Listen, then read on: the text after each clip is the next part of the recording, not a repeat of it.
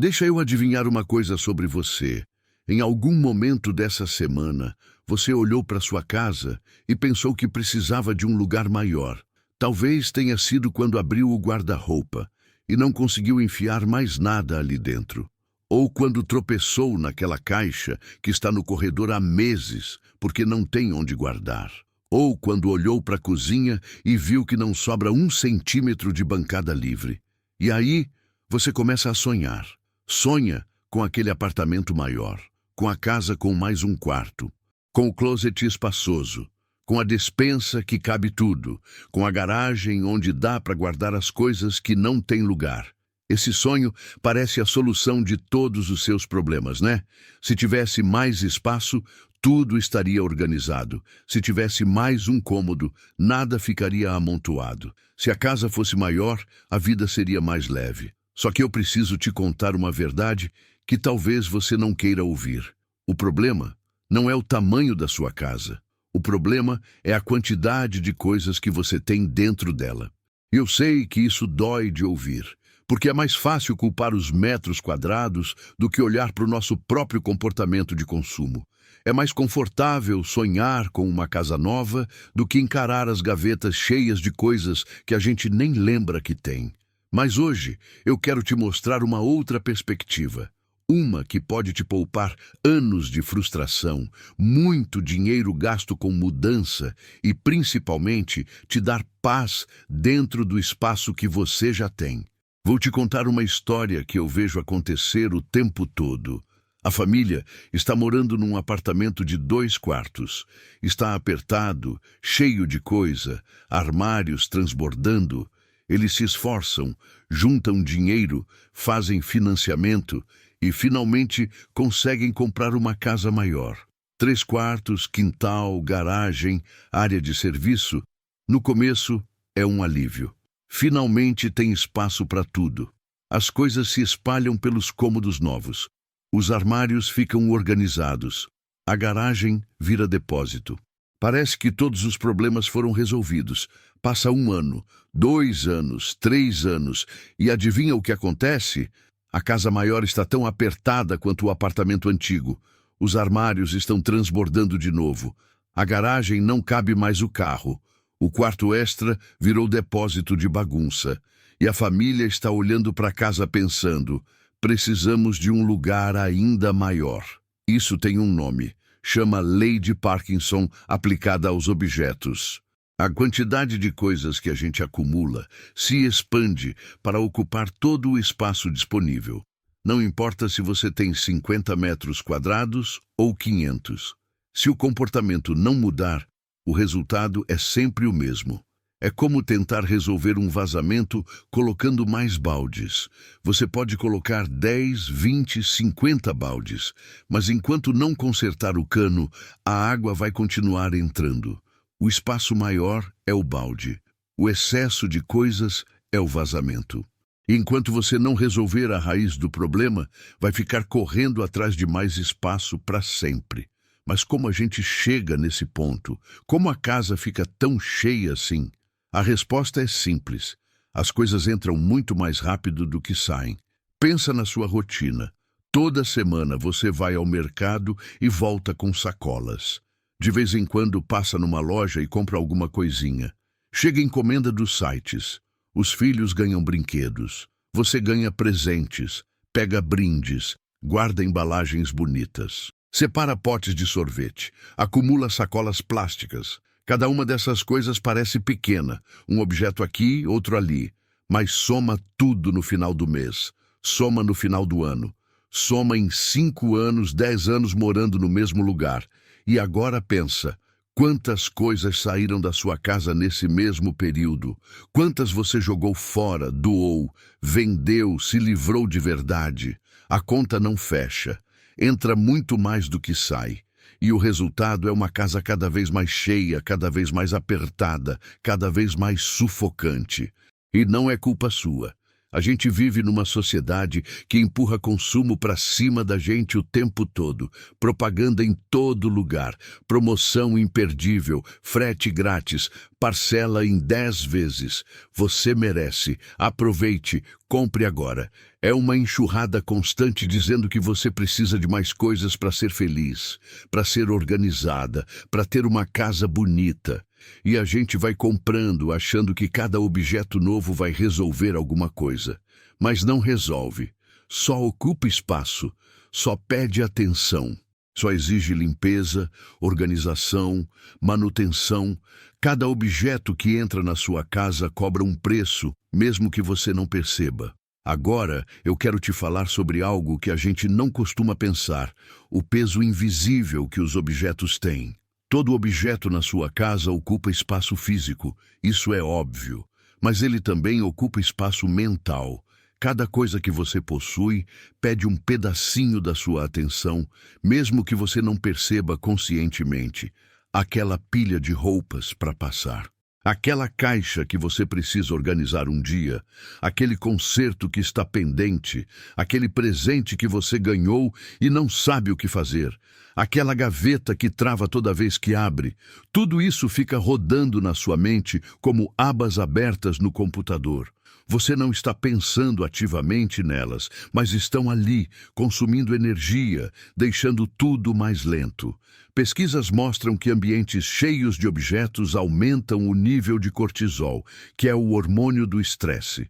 Seu corpo reage à bagunça mesmo quando você acha que não está ligando para ela. Você fica mais cansada, mais irritada, mais ansiosa e muitas vezes nem sabe por quê. E sabe o que é pior? A gente se acostuma, vive nesse estado de sobrecarga constante e acha que é normal. Acha que todo mundo se sente assim, acha que é só a correria da vida. Mas não é, é o peso das coisas te puxando para baixo todo dia. Quando você entra numa casa com menos objetos, com espaços livres, com superfícies limpas, você sente a diferença no corpo. Respira mais fundo, relaxa os ombros, pensa com mais clareza. Não é frescura, é fisiologia. Deixa eu te mostrar uma conta que pouca gente para fazer. Imagina que você quer se mudar para uma casa maior. Vamos dizer que a diferença de aluguel ou de prestação seja R$ 500 por mês. Em um ano, são R$ 6.000. Em 5 anos, R$ 30.000. Em 10 anos, R$ 60.000. R$ 60.000 para guardar coisas que você provavelmente nem usa. Agora imagina o contrário. Se você reduzisse a quantidade de coisas que tem, poderia morar num espaço menor, mais barato, mais fácil de limpar, mais simples de manter. E esses R$ 500 por mês poderiam ir para uma viagem, para uma reserva de emergência, para um curso, para experiências que realmente importam. E não é só dinheiro de moradia. Pensa no quanto você gasta comprando organizadores para guardar coisas que não usa, comprando móveis para acomodar mais objetos, pagando faxineira para limpar uma casa maior, gastando tempo organizando, reorganizando, procurando coisas no meio da bagunça. Cada objeto tem um custo de manutenção invisível. Ocupa espaço, pede limpeza, exige atenção, rouba tempo. Quando você soma tudo isso, percebe que ter menos coisas não é só uma questão de estética ou de organização. É uma questão financeira, é uma questão de liberdade. Se ter menos coisas é tão bom assim, por que é tão difícil se livrar do que a gente tem? Porque os objetos não são só objetos. Eles carregam significados, memórias, emoções. Cada coisa que você guarda está conectada a alguma parte da sua história. Tem a roupa que você usou naquele dia especial, o presente que ganhou de alguém que já se foi, o objeto que comprou com o primeiro salário, a lembrança da viagem, o brinquedo do filho quando era bebê. Jogar essas coisas fora parece jogar fora a memória, parece trair as pessoas que deram, parece negar uma parte de quem você foi. E tem também o medo, medo de precisar e não ter, medo de se arrepender, medo de jogar fora algo valioso sem perceber. Esse medo vem de um lugar real. Muita gente cresceu ouvindo que não podia desperdiçar nada, que tinha que guardar porque um dia ia servir, que jogar fora era pecado, era ingratidão, era burrice. Essas vozes ficam na nossa cabeça. E toda vez que a gente pensa em se livrar de alguma coisa, elas aparecem. E se eu precisar? E se me arrepender? E se for útil um dia? Só que esse dia raramente chega. A maioria das coisas que a gente guarda por garantia fica anos parada, ocupando espaço, até ser jogada fora mesmo assim. Só que muito tempo depois. O primeiro passo para ter menos coisas não é sair jogando tudo fora. É mudar a forma como você pensa sobre os objetos. A gente foi ensinada a valorizar a posse. Ter coisas significa ter conquistado algo, significa segurança, status, sucesso. Quanto mais você tem, melhor você está. Mas e se a gente invertesse isso? E se ter menos fosse sinal de que você fez escolhas conscientes, de que você sabe o que realmente importa, de que você não precisa de objetos para se sentir completa? Pensa nas experiências mais felizes da sua vida.